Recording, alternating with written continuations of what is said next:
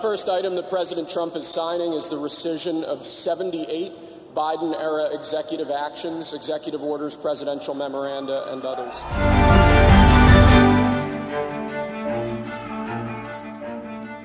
Hi, I'm Maddie Hale and welcome to the Trump Report. It has been a big week for the Republican Party after Donald Trump was officially sworn in as the 47th President of the United States. Sub-temperatures may have moved the inauguration inside, but we always knew that Donald Trump would deliver a speech like no other. Naturally, analysts and political pundits called it unprecedented. The golden age of America begins right now.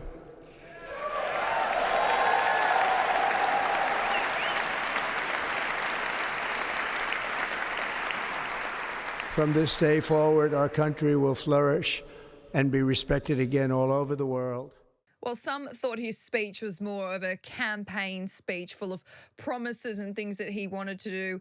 Others thought, is he even serious? Was he really going to try and change the Gulf of Mexico to the Gulf of America, or take back the Panama Canal, or dive straight into America's oil and gas to drill, baby, drill? On January 21, it was full steam ahead for the Trump administration, wasting no time by signing around 26 executive orders on his first day.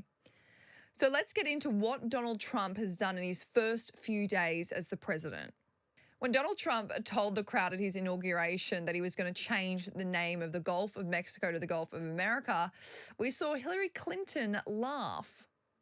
A short time from now, we are going to be changing the name of the Gulf of Mexico to the Gulf of America, and we will restore the name of a great president. But on his first day, Trump did sign an executive order to do just this. He also renamed Denali, America's highest mountain peak, to Mount McKinley. This is to pay homage to the 25th President, William McKinley. While both are controversial name changes, not everyone will be using these names, including Associated Press, who refuses to call it the Gulf of America. Trump is also eager to crack down on crime. So on his first day as the president, he signed an executive order that meant that any international crime gangs or cartels that are caught in the United States would now be labeled as terrorist groups. The US has been battling with drug and human smuggling cartels on the border of Mexico that have been seeping into the country, contributing to the influx of fentanyl, along with other drugs and, of course, illegal migrants. This is actually an executive order designating the cartels and other organizations to be foreign terrorist organizations. That's a big one. Yes, sir. People have wanted to do this for years. So they are now designated as terrorist organizations, foreign, and Mexico probably doesn't want that, but we have to do what's right. One of the more controversial immediate executive orders that Donald Trump implemented was ending the diversity, equity, and inclusion programs and policies within the federal government. The president ordered all US government staff working on DEI schemes to be put on paid leave and for these jobs to be shut down within 60 days. This was one of the promises he made in his inauguration speech that he actually enacted the very next day. This week, I will also end the government policy of trying to socially engineer race and gender into every aspect of public and private life.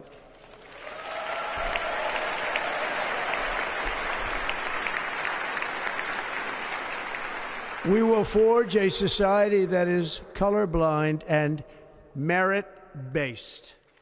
Another executive order that the president promised he would do at his inauguration was that he was going to make it a formal government policy that the federal government only recognized two genders, female and male. The White House said in a statement, "Under my direction, the executive branch will enforce all sex-productive laws to promote this reality."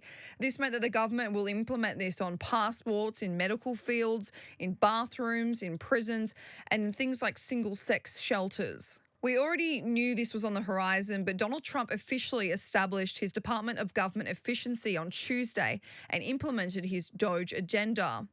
This department will be run by Elon Musk, and Vivek Ramaswamy was actually meant to lead it with him, but he recently dropped out of the role. The aim is for the government to be modernising federal technology and software to maximise government efficiency and productivity. Now, we always knew that Donald Trump was going to crack down on the border. This was a campaign promise in 2016, in 2020, and then again in 2024. In just 4 years under President Biden, 8 million migrants were encountered at the US border and around 1.7 million gotaways on top of that, which means that they just slipped through the cracks. So what did Trump say he was going to do? Well, first things first, he signed a national emergency at the US border, ended the CBP app, which allows immigrants to legally enter the US, and ended birthright citizenship. However, a US judge has now temporarily blocked Trump's order to stop the birthright citizenship. He also added various steps for migrants to identify their visa status, as well as enforce Homeland Security to collect migrants who have entered unlawfully, along with stopping refugee arrivals and suspending the US refugee admission program. While we don't know exactly how the Trump administration plans to deter migrants from entering the US, his press secretary says that the government is sending a clear message. If you are even thinking for a single second about illegally entering our country and breaking the laws of the United States of America, you will face consequences for doing so. You will be returned to your home country, and you will be arrested, and you will be prosecuted as well. One of the actions President Trump took on day one is actually empowering the court system to ramp up the prosecutions of illegal criminals who commit crimes here at home. The US military will also be deployed to the border. Already around 1,500 troops have been sent to the southern border to work alongside with Border Patrol agents. And we've already seen around 538 arrests and around 373 people already detained. Now it's time to drill, baby, drill, as Donald Trump would say. Trump started his investment in the US energy sector by declaring a national energy emergency. The Biden administration had committed to various climate policies, but Donald Trump basically doesn't want that. He wants to start drilling in the US for untapped oil and gas. This means more domestic jobs on the ground and less reliance on expensive imported natural goods. So Trump's executive order is to fully avail itself of Alaska's vast lands and resources for the benefit of the nation and American citizens. Along with that, he ended Biden's climate change incentives and electric vehicle mandates.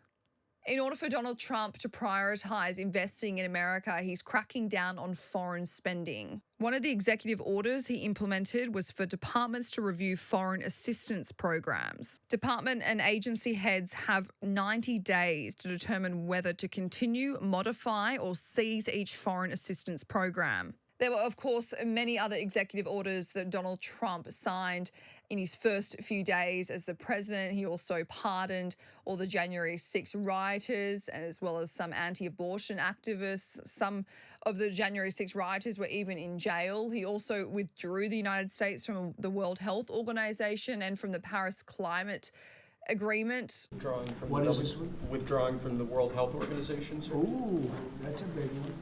He also announced he was assigning $500 billion in private sector investment to build AI in the United States. President Trump also quickly kicked into gear when it comes to the media. He held a press conference. He sat for a Fox News exclusive interview with Sean Hannity. He even spoke at the World Economic Forum in Davos. He's also said that he is eager to speak to Vladimir Putin about brokering a peace deal with Ukraine's Volodymyr Zelensky. And he said, he's willing to sanction Russia even more. People, they're great people. I don't want to do that, but we got to get this war ended. And if they don't make a settlement like fast, and Zelensky, I will say this, he wants to settle now. He's had enough. He shouldn't have allowed this to happen either. No. You know, if he's no angel, Right. He shouldn't have allowed this war to happen. First of all, he's fighting a much bigger entity. He also said in his first few days he's already spoken to Chinese President Xi Jinping about potentially imposing more tariffs on China if it doesn't tackle illegal drug smuggling from China, which then travels into Canada and Mexico, in turn moving into the United States. Trump also commented on Joe Biden's decision for those last-minute pardons on his family members, on Dr. Fauci, on General Milley. He said, well, potentially he will let Congress decide whether they want to investigate Joe Biden. And while President Trump was busy with all of that, of course, we also saw some people who weren't very keen on things that he was saying. A Danish politician has shown President Trump his thoughts on his desire to buy Greenland.